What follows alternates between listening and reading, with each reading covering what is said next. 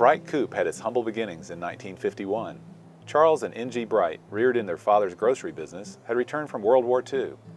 As the 1950s approached, they realized the time of the personal service grocery store had passed. With an abundance of both pine and hardwood timber in the area, the brothers thought of building church furniture. The broiler industry was in its infancy in East Texas. Local chicken haulers suggested the brothers instead meet the need for wooden chicken coops to transport birds to markets such as the Houston area. There was a readily available labor pool of unskilled but hard-working rural folks who were willing to learn what it took to make coops. Eventually, machines adapted or designed by machinist Walter Harris were used. Harris joined the company in its infancy. As with any new venture, the Bright boys tried many things in getting their business going. They manufactured cane-bottom chairs and broom handles. They hauled grain and other produce. They soon added a small mill behind their lot to cut and dress the wood. As the broiler industry began to grow in the 1950s, so did their business. From supplying a local market, they began to expand into neighboring states and into Mexico.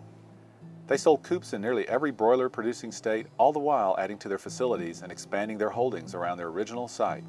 With the advent of plastic coops in the early 1970s, wood chicken and turkey coops began to lose their popularity with the live haul industry that had evolved through the integration of the broiler industry. Changes in trucking regulations allowed more coops to be hauled in one load, and the lighter plastic coops fit the bill.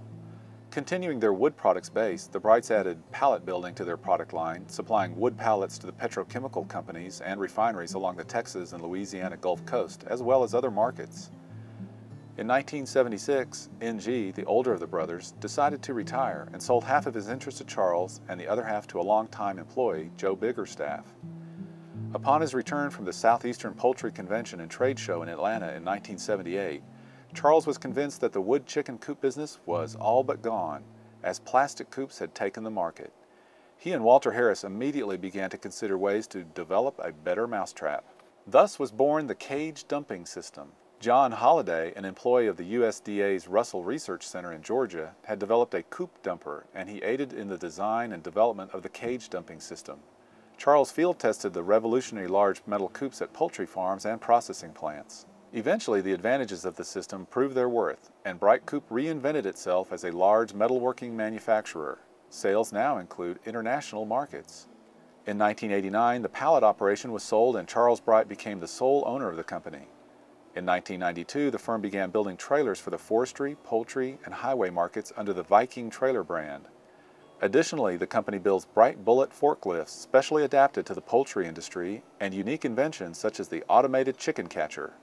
Bright Coop Incorporated continues to grow, as evidenced by the addition of the 35,000 square foot state-of-the-art trailer manufacturing facility in 1998. A 17,000 square foot addition to that facility is planned for the near future. The firm continues in the tradition established by Novel Bright. He taught his sons the meaning of personal service at an early age and instilled in them the lesson by example that your word is as good as your bond.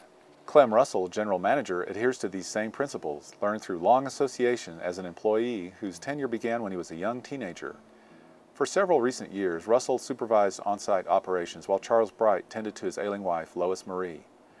After she passed away, Charles Bright returned to daily work at the plant. The company is a large employer and has had a major impact on our community's economy, but it goes beyond that.